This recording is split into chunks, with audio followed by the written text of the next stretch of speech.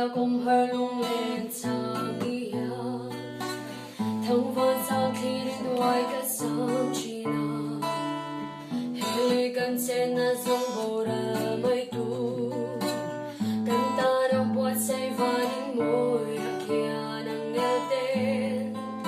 mình về nghi mình xoay đó vanin nuôi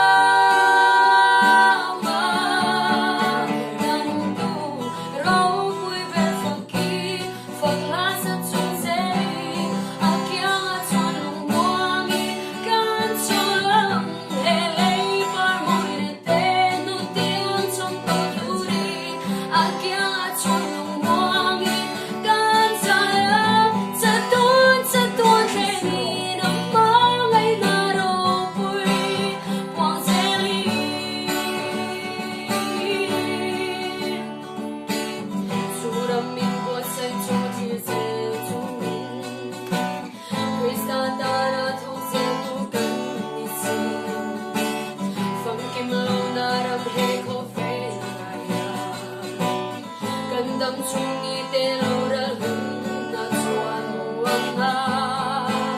khazari kan lên go vain do thằng tu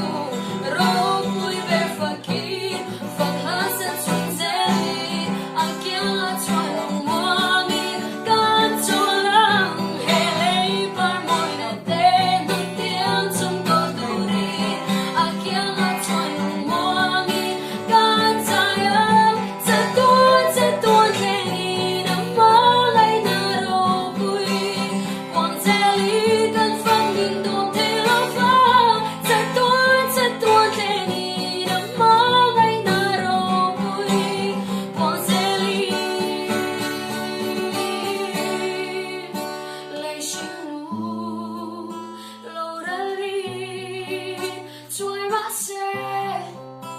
and